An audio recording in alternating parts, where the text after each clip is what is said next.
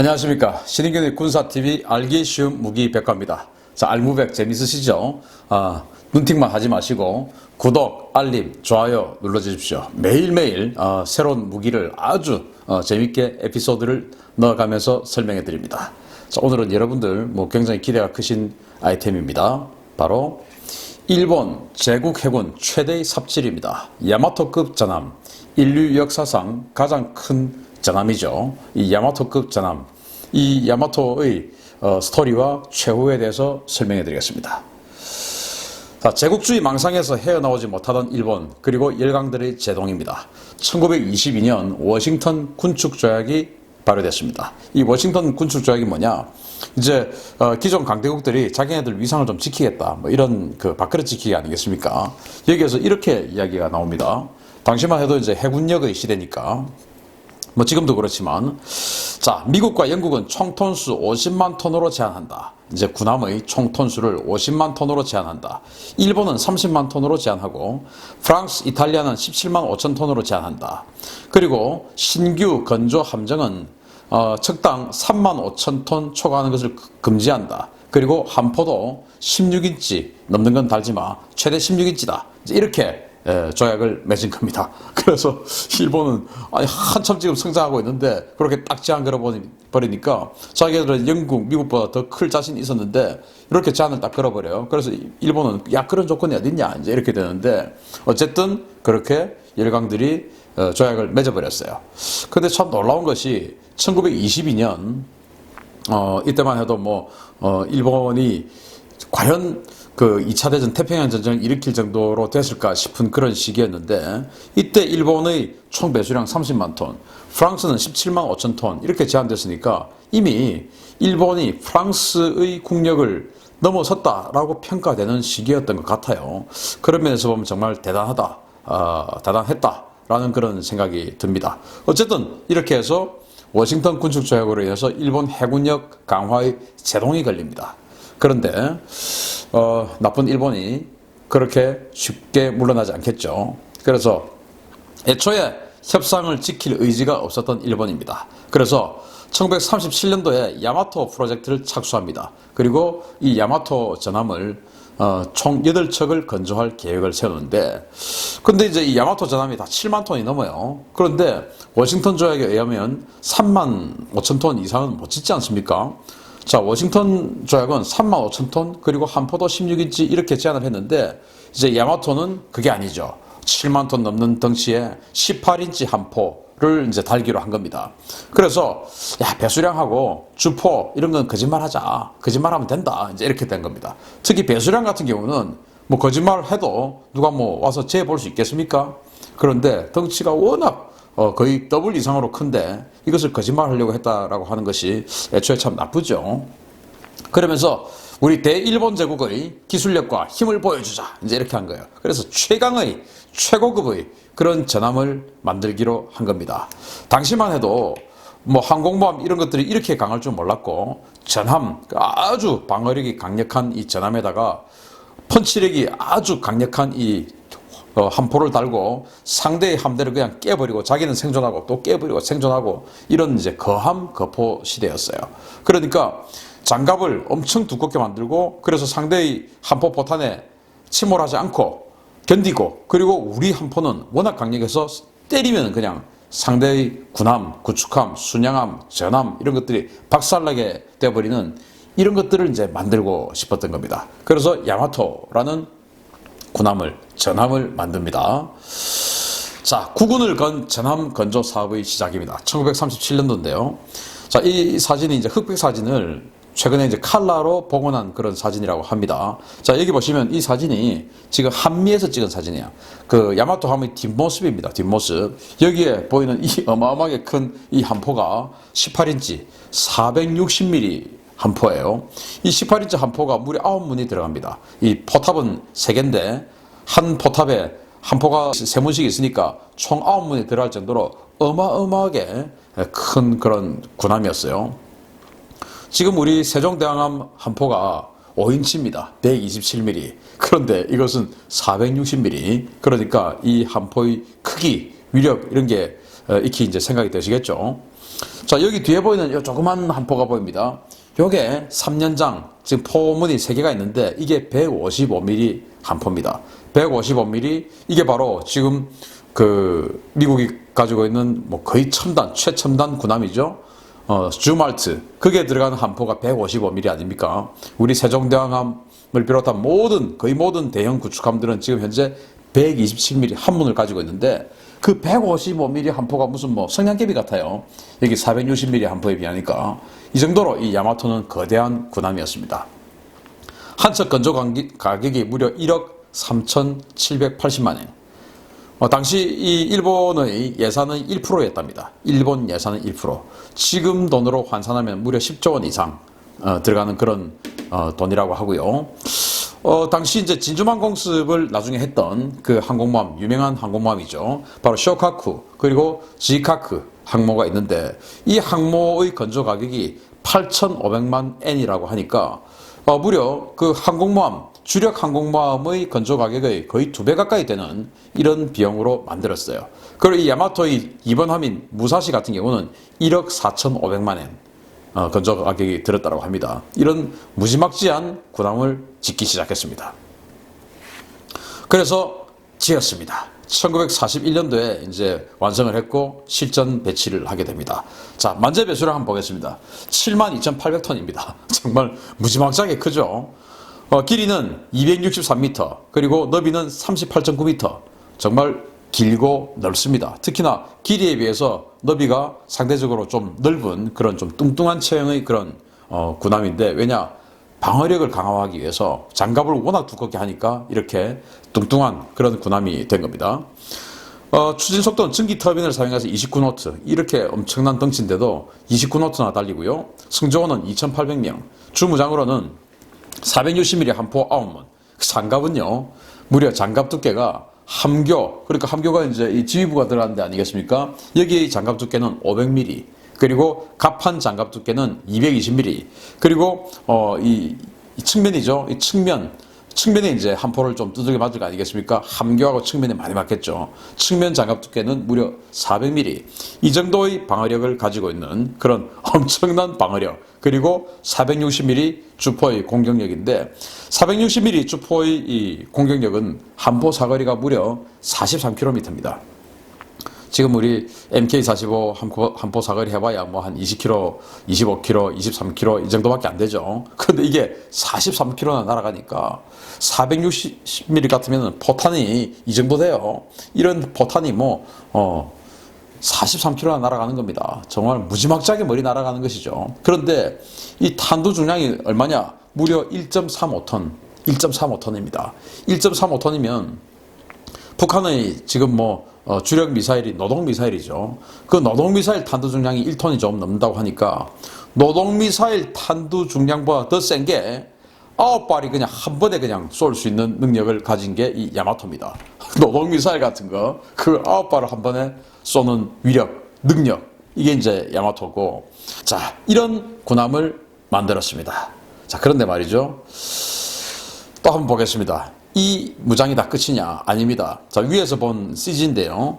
460mm 주포가 여기 보시다시피 하나, 둘, 뒤에 하나 해서 3개가 있죠. 그런데 155mm 3년장, 그러니까 155mm 포 3개가 한꺼번에 붙어 있는 그 부포탑이 무려 4개나 있습니다. 그리고 127mm, 그러니까 우리 지금 현재 우리 세종대왕함 주포가 127mm 함문 아닙니까? 그 127mm가 2문이 들어가 있는 대공포탑이, 그걸 이제 여기는 대공포로 써요. 6기나 달려있고, 25mm 3년장 기관포탑, 이 8개나 달려있습니다. 그리고 수상정찰기도 운영을 하는데요. 자, 여기 보시면 뒤에 빨간색 보이지 않습니까? 여기에서 수상정찰기, 이렇게 생긴 겁니다. 이거 한번 보시겠습니다. 바로 이제 그 수상에서 이렇게 이착륙을 하는 그런 비행기 있지 않습니까? 그것을 이 빨간색 이 레일을 통해서 쏘아보냅니다. 쏘아보내면 이제 이렇게 해서 정찰을 하면 바다에 착륙을 하죠. 그러면 이제 기중기로 끌어올리고, 이렇게 해서 이 수상 정찰기를 무려 7대나 탑재를 하는 그런, 당시로서는 아주 완전 최첨단 그런 사양의 전함이었습니다. 이거를 1941년도에 만들었습니다. 그 이름은 바로 야마토입니다. 자, 자, 그런데 말이죠. 야마토는 일본 제국 해군들이 뭐라고 불렀냐? 야마토 호텔, 그리고 일본하면 무사시, 료칸 이렇게 불렀어요. 왜? 그냥 매일 대기만 했으니까 허구한 날 대기합니다. 자, 일단 대기데스. 함장님, 우리 언제 출동 하모니까? 2년째 대기만 하모니까? 이제 이렇게 되는 거예요. 계속 대기입니다. 왜? 계속 대기. 근데 왜 호텔과 료칸이냐? 료칸도 아주 고급 여관을 료칸이라고 하지 않습니까? 왜냐? 당시 미군 그 군함만 하더라도 거의 승조원들은 이 그물, 그 해먹 같은 것에다가 이렇게 잠을 자고 했는데, 이 야마토 무사시는 그냥 승조원들도 침대가 다 따로 있었어요.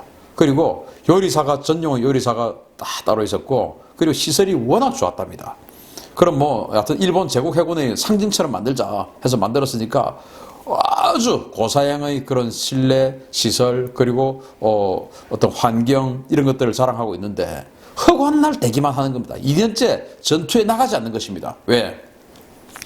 바로 이 야마모토 이소로쿠라는 사람이 일본 이제 당시 제국 해군의 그 총사령관이었는데, 이 사람의 사상이, 자, 지금 야마토 그리고 무사시를 먼저 내보내가지고 이게 만약에 혹시 깨지면은 우리 해군의 정신적 피해가 크다. 그러니까 일단 미국하고 계속 서로 간에 소모전을 벌인다. 소모전을 벌여가지고 우리가 밀리고 하더라도 마지막에 미국도 기진맥진해 있을 때 우리의 이 주력인 야마토와 무사시를 딱 내보내가지고 미국의 숨통을 한 방에 끊어버리자.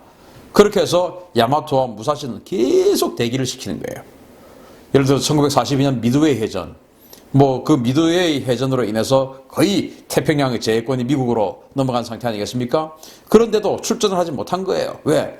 야마모토 이소로쿠 제독이 못 가게 하니까. 그렇게 해서 이 야마토와 무사시는 호텔과 료칸이라는 비아냥을 들으면서 계속 대기만 하고 있었던 겁니다.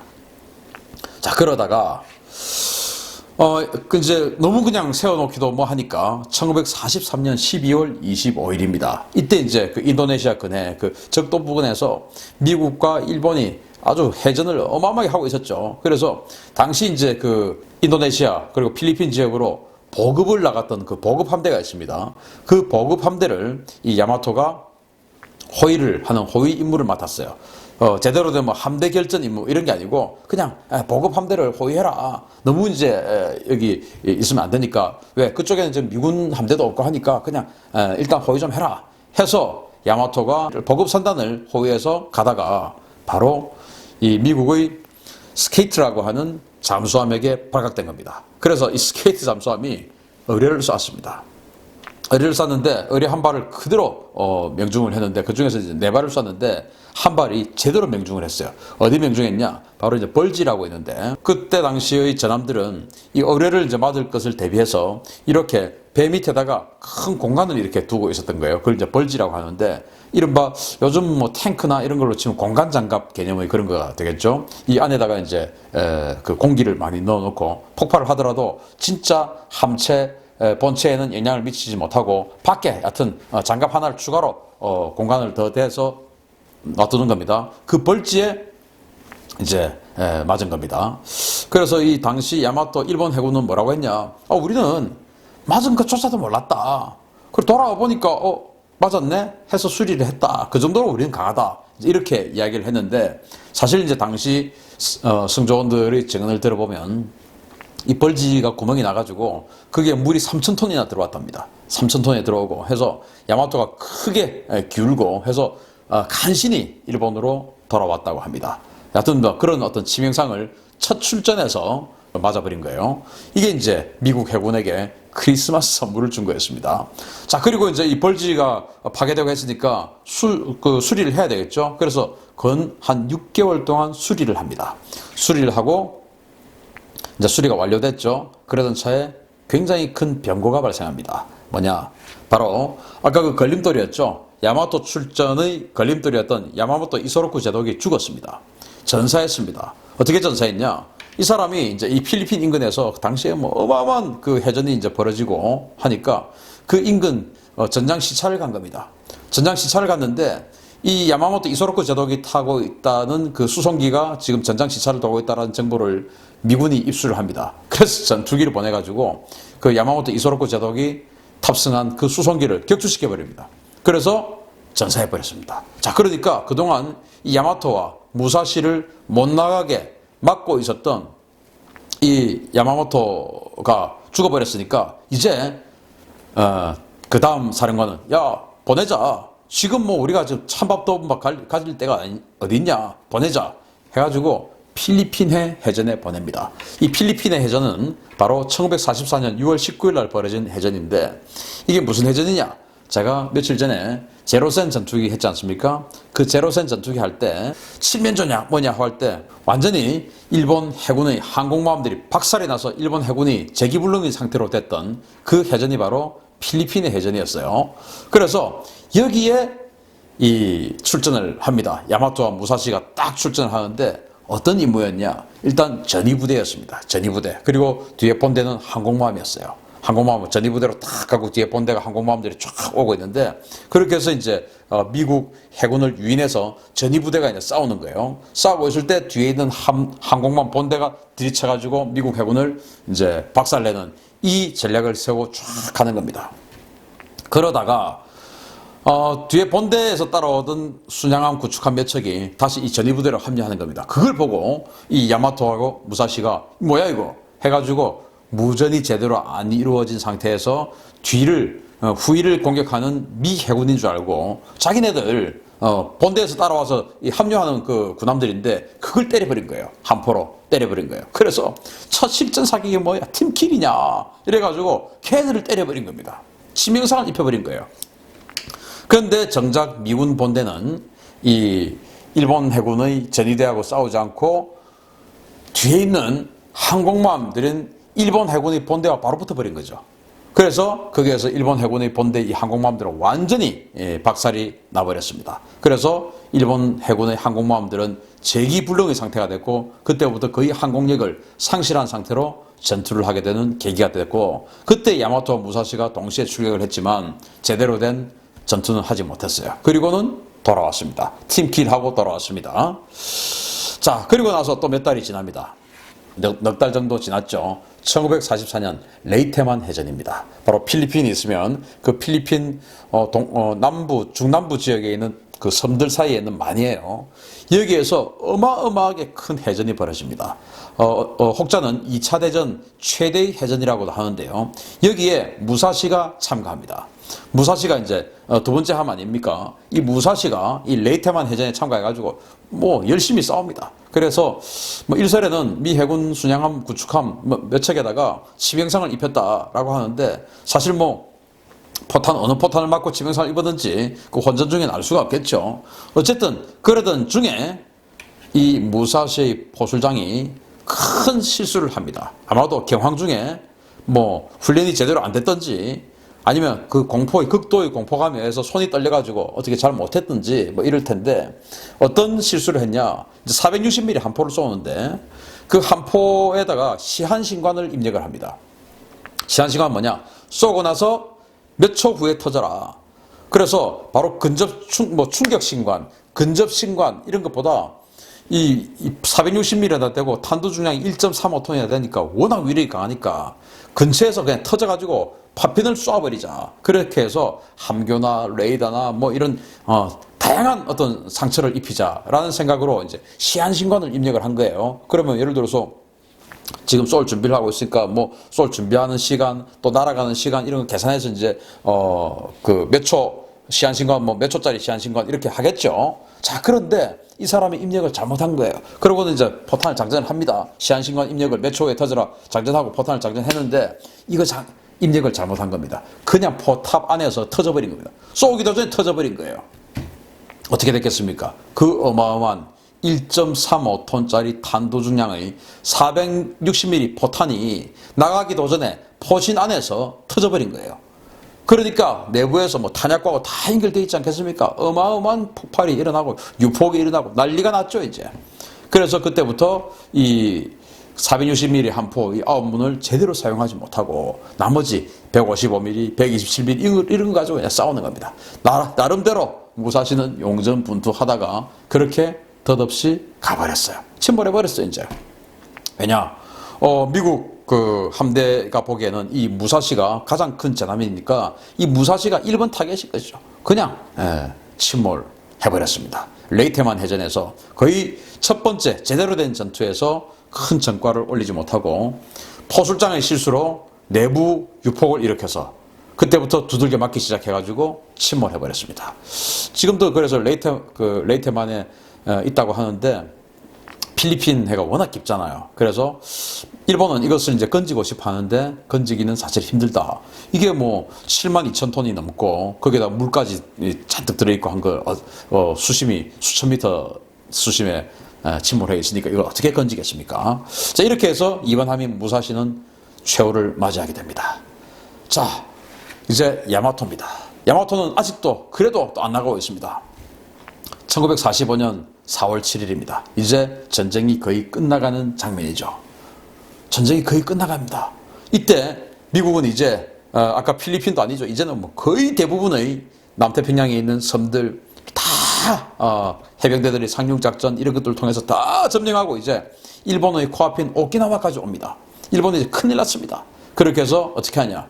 야마토 아끼고 아꼈던 이 야마토를 출전시키는데 정말 황당한 것이 이때 일본은 가미가제 전술을 썼지 않습니까?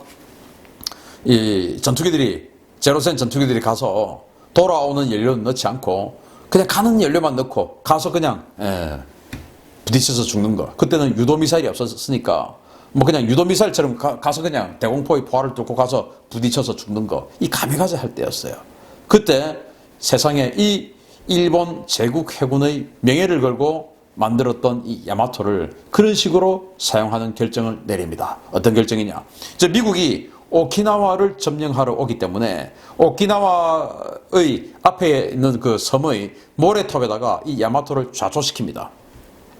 좌초시키면 침몰은 하지 않을 거 아니겠습니까? 장갑이 또 워낙 두껍고 하니까 좌초시키는데 연료는 오키나와까지 가는 연료만 넣습니다. 그 대신 그 연료 대신 포탄을 나머지 무게만큼 포탄을 최대한 적재하고 갑니다. 그래서 오키나와 앞에 모래톱에 좌초를 시킨 후에 미군이 오는 것을 그냥 거기서 계속 때리겠다. 그러니까 포진지로 쓰겠다. 이제 이거 아니겠습니까? 이 어마어마한 전함을 포진지로 쓰려고 출동을 시킨 거예요. 출동을 시킵니다. 그런데 가다가 얼마 가지 못하고 큐슈 남쪽 200km 해상에서 큐슈 그 사세보 후쿠오카 있는 섬이 큐슈 아닙니까? 그 남쪽 200km 해상에서 오키나와 반도 가기 전에 미국 항공모함에게 들켜버립니다. 그래서 미군 항모 두 척 베닝턴하고 호넷이 이걸 발견하고 여기서부터 전투기들과 폭격기, 뇌격기 이런 것들이 출격을 합니다. 그래서 전투기 132대, 급강압 폭격기 50대, 뇌격기 98대, 뇌격기가 이제 의뢰를 쏘는 그 폭격기예요. 이렇게가 출격해가지고 이 야마토를 무지막지하게 때립니다. 무지막지하게 때리죠. 뭐 다른 호위함들, 작은 구축함들 있었지만 일단 미국의 첫 번째 타겟은 야마토니까 야마토를 그냥 뭐 완전히 샌드백 때리듯이 그냥 무자비하게 때려버립니다. 그래서 수심 340m에 결국은 두동강으로 침몰합니다. 승조원 3,000명 중에서 10%도 안 되는 269명만 생존했습니다. 자, 얼마나 많이 두들겨 맞았으면 이 어마어마하게 거대한 전함 그리고 이 엄청나게 두꺼운 장갑 이런 걸로 자랑하는 야마토가 두동강이가 나서 침몰했겠습니까? 그 정도로 무지막지하게 두들겨 맞고 결국 비참한 최후 한포 한 번 제대로 쏴보지 못하고 최후를 맞이하게 됩니다. 일본의 당시 국가예산 1%를 투입해서 만든 이 엄청난 군함. 우리로 치면 우리 국가예산 지금 500조니까 5조 원 투입해서 한 척 만든 군함이 되겠죠. 그런 것들이 바로 허무하게 미국의 전투기들, 뇌격기, 급강압 폭격기에 걸려서 그냥 비참한 최후를 맞이합니다. 참 안타깝죠. 그렇게 해서 거의 이제 전쟁이 끝나게 되는 결정적인 계기가 되는 것입니다. 자, 시대착오적 발상으로 태어난 일본 제국 해군 최대의 삽질이 야마토입니다. 당시 이제 거함 거포 시대는 끝나고 이제는 항공모함의 시대, 항공기의 시대로 가는 것인데 그걸 제대로 읽지 못하고 이 야마토를 건조하고 그것을 무려 8척이나 건조하려고 계획을 세웠다가 이제 전쟁이 그들 생각으로 제대로 흐르지 않고 하니까 2척에서 끝내고 3척을 사실은 짓고 마지막 3척을 짓고 있었어요. 시나노라고 하는 건데 그걸 짓고 있다가 나중에 정신 차린 거죠. 야, 이거 전함 가지고 안 되겠구나 해서 시나노는 짓다가 중간에 항공모함으로 바꿉니다. 그런 시대 착오적 발상으로 태어난 일본 제국해군 최대의 삽질이 야마토 그리고 이번함 무사시 둘 다 비참한 허무한 그런 최후를 맞이한 군함들입니다. 자, 이 군함의 사진은 2005년 개봉된 영화 일본의 영화예요. 저는 뭐 보지는 못했는데 남자들의 야마토라는 그런 제국주의 향수를 일으키는 그런 영화였다고 합니다. 뭐 흥행은 성공하지 못했다고 해요. 자, 여기 보시면 지금 이제 그 포함으로 오키나와에 마지막 출전하는 하기 위해서 지금 3,000명의 승조원이 이렇게 도열해가지고 이 460mm 한포 보여주면서 이러고 있는데 일본 사람들이 지금 뭐 과거 제국주의 향수를 이렇게 떠올리는데 가장 첫 번째가 이제 제로센 전투기, 두 번째가 이 야마토라고 합니다. 도동항에 나서 지금 침몰해 있는데 340m 해저에 있는데 이것을 지금도 건지자 뭐 이런 논의가 아주 일본에서는 크게 일어나고 있죠. 한번 지켜보겠습니다. 자, 어쨌든 야마토, 무사시 뭐 일본으로서는 가장 불행한 그런 스토리 중에 하나겠지만 뭐 저는 재밌게 말씀드렸습니다. 역사의 하나니까요. 자, 오늘 알기 쉬운 무기백과 마칩니다. 구독, 알림, 좋아요 눌러주십시오. 감사합니다.